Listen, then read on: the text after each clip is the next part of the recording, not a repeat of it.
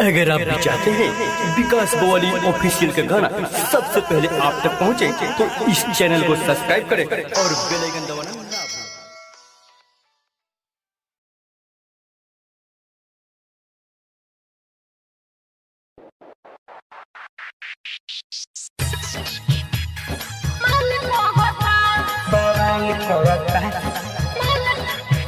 मधुबनी के लइका समाल कहता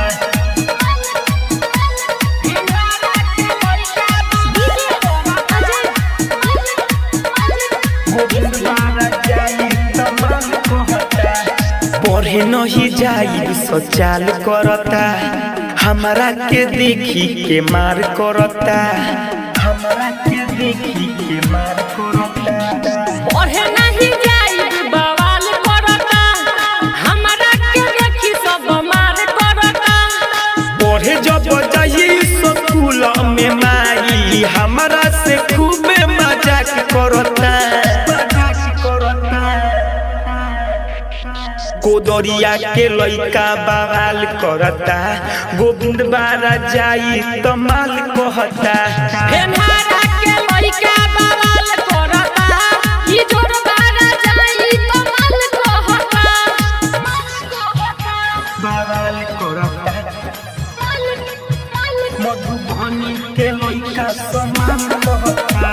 recording by MS films Phenhara.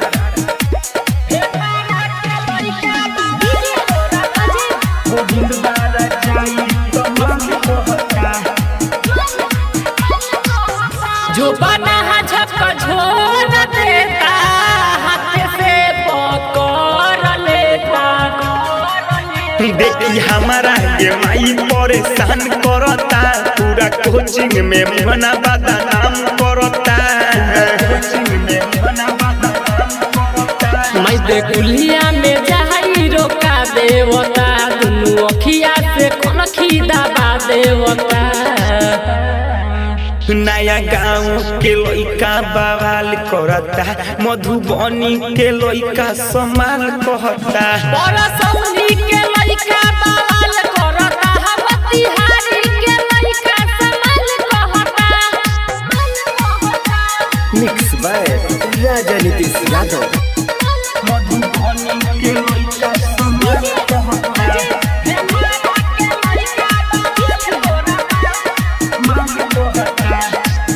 चढ़ली जवानी मैरे हमारो ई काल होता।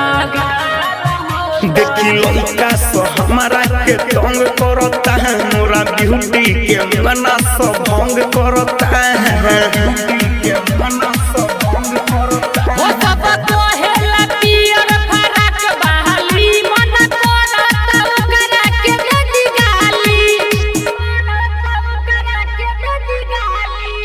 राजा नितेश रहे बिकी विशाल, सबके हु हमरा के कहेला माल। विकास बवाली रज कइले बकाल, आ राजेश रसीला सतीश कहेला माल।